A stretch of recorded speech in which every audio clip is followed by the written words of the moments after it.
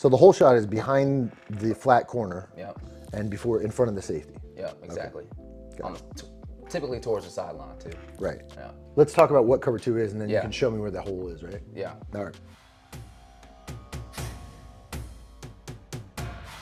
All right, sitting here today with Ruben Branch. Ruben's a highly respected wide receivers coach here in the Nashville area in Tennessee. Ruben and I actually coached together at the high school level for a few years. So good to have you here, Rube. Yep. Always a pleasure, man. We'll just dive right into a play, okay? And then we'll talk about how you think about it from an offensive perspective or from the perspective of a wide receiver, and I'll talk about how that's just dumb. I'm just kidding. Let's watch it once, and then whenever you feel comfortable, talk me through what's happening. Got you. This is kind of a hole shot throw here we got. So we got a, What's that mean, hole shot? and this look, obviously it's cover 2. Let's talk about what cover 2 is, and then you yeah. can show me where the hole is, right? Yeah. Cover 2, for those of you who don't know, cover 2, cover 3, cover 4, and even cover 1. The number that you're hearing after the word cover, that tells you how many deep players there are. So if it's cover 2, that means there are 2 deep players. All right, so if we have 2 deep players, you can see them here. 1, 2. On a regular play without a pressure, without a blitz, you're always gonna have 4 guys rushing the passer. Okay, so if you got 4 guys rushing the passer, and there are 11 guys altogether, then 11 minus 4 equals 7. So there are 7 drop defenders, okay, or pass defenders. So now all we have to do is take this number 2 and subtract it from 7, which gives us 5. That tells us how many underneath zones there are. So the number you hear after the word cover tells you how many deep defenders there are, and then you subtract that number from 7, and it tells you how many underneath zone droppers there are. And so underneath zone, we'll say it starts about 5 yards from the line of scrimmage, roughly like that, and it extends all the way to the deep zones. So right there, okay? And we don't cover anybody shallower than 5 yards. We call that the no cover zone, because we're willing to give up a 3 or 4 yard pass, make the tackle, and live to play another down. That's better than jumping something shallow and having it dumped over your head most of the time. The back end is going to be split right down the middle, which vacates that area there. Is that the hole? Is that what you're talking about? Or is the hole more intermediate than that? Yeah, so I mean, so that is a hole in cover 2 in the middle. Okay. We're definitely trying to attack that if I'm offensive coordinator. Okay. If I'm a receiver, making sure I'm trying to get to that spot. But All right. shot in this scenario, if you play it back again one more time. Yep. Knowing that safety has to cover that half, for a split second, there's typically a hole because that corner is playing flat, so he's got a Right. bubble. Right there, boom. Yep, he's got to cover the flat. So as soon as he goes to cover the bubble, This guy is going to be wide open. yep, in that hole for a split second. Yep. Okay, so in this intermediate area here, you got 5 zones, right? So that's flat, curl, hook, hook, curl, flat. Okay.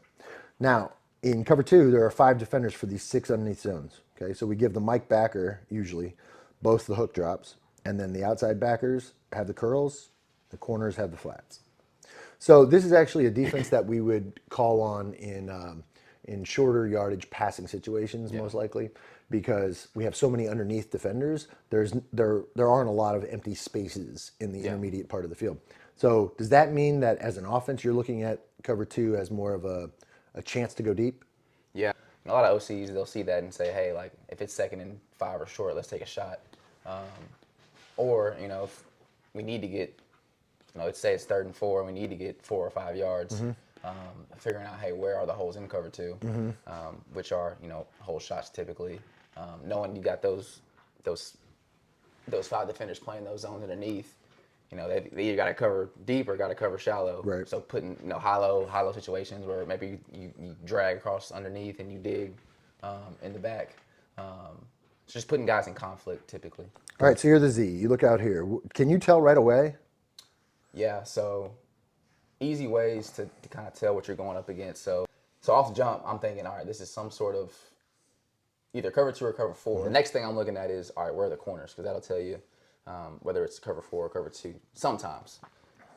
So obviously here, this corner, he's eyes inside, butts to the sideline, playing a little outside shade. The other corner on the other side, kind of same thing, outside, butt to the sideline. So typically, if you got them, within 5 yards, butt to the sideline, eyes inside, you can probably guess cover two. I'm just thinking in cover two, typically corners, I shouldn't say typically. In cover two, you'll often see corners faced in and they'll shuffle out instead of backpedal out because they're only responsible for the flats, which is an intermediate shallow part of the field. So they don't need to be in a big hurry. What they do need is to be able to see, right? So I'm just going to draw an eyeball. Yeah. Not a very good one, but there's your eyeball. All right. They need to be able to see what's going on inside of them. So they need to see everything in here because anything that works back across the field in this direction could eventually become theirs if it makes its way to the flat. So if you see a corner pressed up or shallow, he's not very far off, and he's turned in, chances are he's probably in cover two. Yeah. Okay, because he's looking for something coming out to the flat. This gives him eyes on the backfield and on the offensive line, so he can play run. He's the run support guy in cover two, so he's got to be able to come up and play fast. Yeah. So his eyes are going to be inside here on the core of the offense as opposed to on the receiver.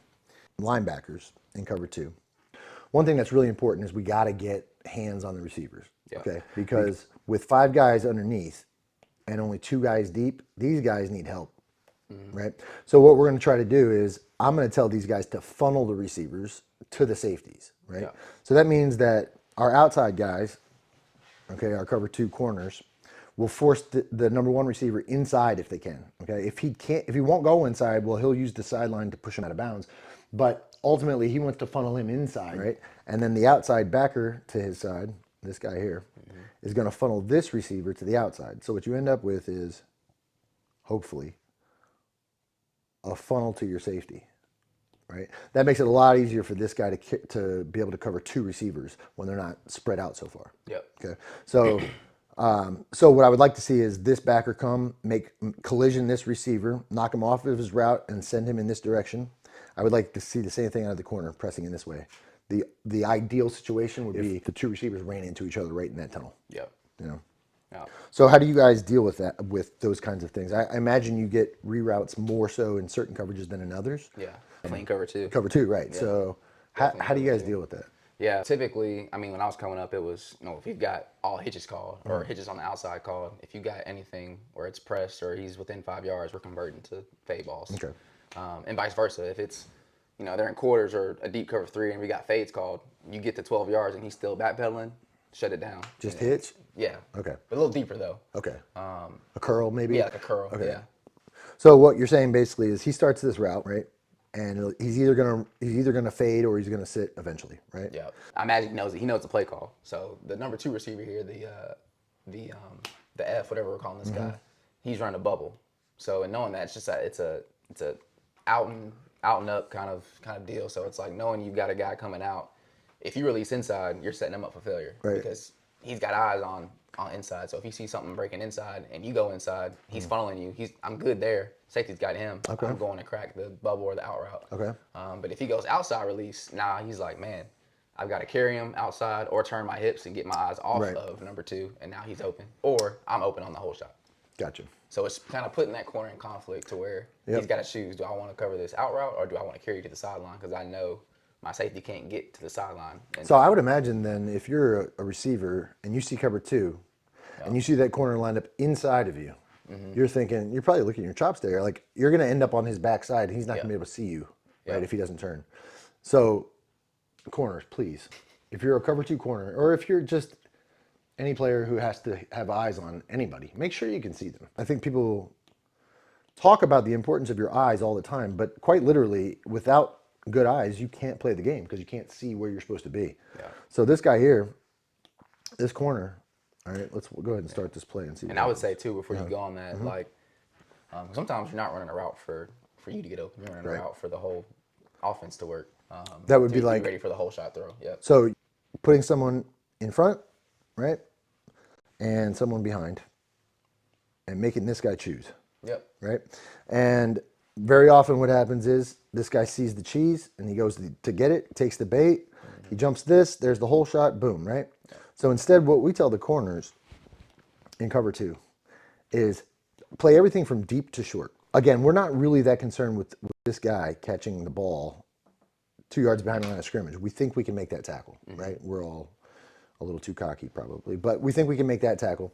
So we're going to give body presence, right, or body help to this route to help this safety, all right?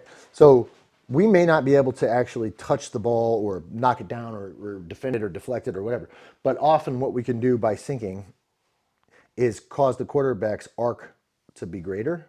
So that gives the safety more time to get to the routes. So just by providing some underneath body help, you're actually taking that route away, and then we can rally up on this pass and make that tackle. Yep.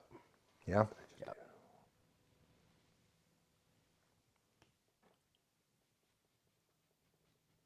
Boom. Yeah.